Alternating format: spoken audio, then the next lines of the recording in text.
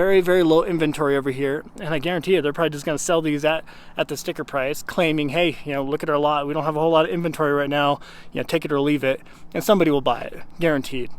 Hey YouTube, Untamed here. So today I'm going to talk about a tactic that was deployed by Kia, Honda, and Toyota, and I'm sure a couple other manufacturers out there, really to keep their bottom lines as high as possible, even as inventory levels started to rise again. So in this video I'll kind of dissect what they did and how it's proved to their benefit. So Toyota has historically offered vehicles that are pretty difficult to find, right? I mean, getting a TRD Pro, any of the TRD Pros, we're talking the Tundra, Sequoia here as you see behind me, the 4Runner here, they've been pretty difficult to come by because their production levels are quite low by comparison to what you'd find with GM, Ford, Chevy, right? Hyundai. Like, you find a lot more vehicles being produced by other vehicle manufacturers. Toyota, similar to Honda and Kia, have purposely kept production levels pretty low. And they've done that so they can keep their profit margins as high as possible on their vehicles. So this here is a prime example of it. The TRD Pros, that's kind of always been the case. But across the lot, we're talking the TRD Off-Road, TRD Sports, all the other trims they've done this with. They've kept the inventories very low. That way they never had to mark them down so much.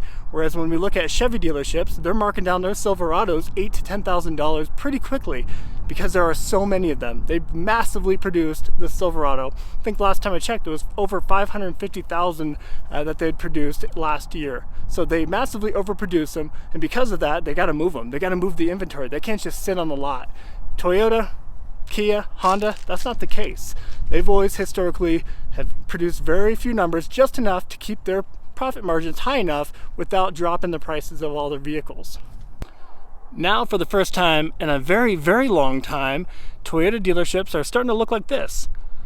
A ton of inventory all across the lot. We got them far back there as well. A ton of inventory across the lot. And now, finally, much like Kia, much like Honda, they're starting to discount their prices much more than what they have done in the past. So this is a pleasant change that we're seeing.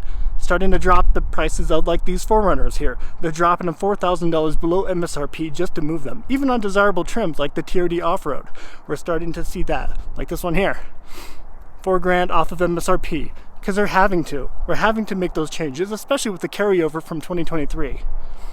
Now, dealership lots rarely looked like this just a couple years ago, right? Even a year ago, dealership lots did not have a whole lineup of new vehicles just sitting, waiting for buyers to come buy them. But now, here at my local Toyota dealership, we have a whole row of Tundras, even a few more over on the other side. They're just collecting dust right now. During the pandemic, the average lot time, as I've mentioned before, was 3 to 7 days. That's how long a vehicle would typically sit on the lot before they actually sold it, right? Whereas now, as you have an indicator here, it is much higher than that. Across the nation, the average is 70 to 80 days across all manufacturers. For Toyota in particular, because they do deploy that tactic of trying to produce lower numbers to keep their profit margins higher, because they try to do that, they're actually on the lowest side of the list, meaning they have an average lot time of 32 days across the nation. Now, I'm sure that varies a little bit depending on what vehicle it is. This here, of course, is the new, 2022 and up, redesigned Tundra. This particular truck is, in my opinion, wildly overpriced, and I think a lot of people are starting to agree with that. As we see here, nobody's buying them, right? The terrible interest rates are a big piece of that equation. Let's be real. But at the same time, $80,000 for these trucks feels a bit steep. And well, we're kind of seeing the aftermath of what that looks like here, right? The production rates and supply constraints have caught up, right? We're in a much better position. We see that across the board. All vehicle manufacturers tend to have overflowing lots across the entire board. Like I said, 70 to 80 days is the average lot time right now. But here at my local Honda dealership, this is kind of telling of what the times used to be. They only have 11 brand new vehicles for sale right now. Pretty baffling. So I'll kind of show you around and give you an idea of just how bleak it's looking right now for them. So here's about half of their vehicles that they currently have at this Honda dealership. Kind of wild. So I mean, this is perhaps an example, that we're witnessing firsthand, right? This might just be a dealership that is purposely cutting their production right now, given the fact that the market has taken such a negative downturn, right? They've cut their production drastically just so they can continue to sell these at MSRP or even better, right? I mean, hopefully not even better, but that does give them, at least optically speaking, the ability to do that, unfortunately. So we got one ridgeline here. I'm thinking, you know, 2 ridgelines over there, a Pilot over there. This is actually my first time seeing the brand new redesign of the Accord, by the way. How much they want for these things? $35,000. Okay. Oh wait, what is that? Okay, all right. Well, we get an all-season package. I was worried that this was going to be a pretty ugly markup, but just an all-season package, whatever that is, right? So, kind of unique. Pretty bland and basic, but that kind of historically has been the Accord in a nutshell. Let's check out this white one. But yeah, all that to say, very, very low inventory over here, and I guarantee you they're probably just going to sell these at the sticker price, claiming, hey, you know, look at our lot, we don't have a whole lot of inventory right now, you know, take it or leave it, and somebody will buy it, guaranteed. That's just kind of the predicament that we find ourselves in.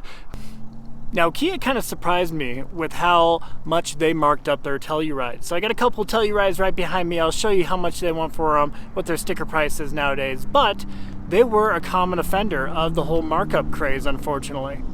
So let me show you what they want for each of these 2 Kia Tellurides. So this one here, they're asking, if you can see, you can kind of see it there, $54,000. We got a Kia Telluride SX Prestige V6, an ebony black gray interior.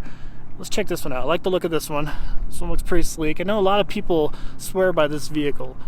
Personally, I've never been a big Kia fan, but this is what we saw a lot of the markups with, and perhaps them cutting production to keep their sale figures pretty high on this exact model in these particular examples, right? So there you have it, $54,350. So, although Kia, Toyota, and Honda, they deployed those tactics of, you know, just stifling their production rates to sustain higher profit margins, because they deployed that doesn't make them bad, right? I mean, they're trying to, you know, keep their numbers where they need to be, even through difficult times, or even as times get better, inventory inflates. What do we see with other dealerships, though? Other dealerships, and particularly in Canada, is what I've been told, a lot of their dealerships they'll take on a bunch of inventory, but they'll hide it in a separate lot. And as ridiculous as it sounds, I swear there's truth behind it. They will hide it in a separate lot, separate from the dealership, to make it look like very low inventory. They'll make it look like they only have a handful of vehicles that are actually on the lot and available for sale, thus allowing them to have that conversation with potential customers saying, hey, this is all we have, you know, take it or leave it. You know, we don't have 20 of the same vehicle all lined up in a lot. It doesn't really give them much negotiating power when there's only one. Right, but when there's 20, you know, the customer is empowered to negotiate a little bit better, right? So we have seen dealerships deploy that tactic where they hide a lot of their inventory in a separate lot just so they can maximize their sales figures, right, and sale prices. That's kind of a shame.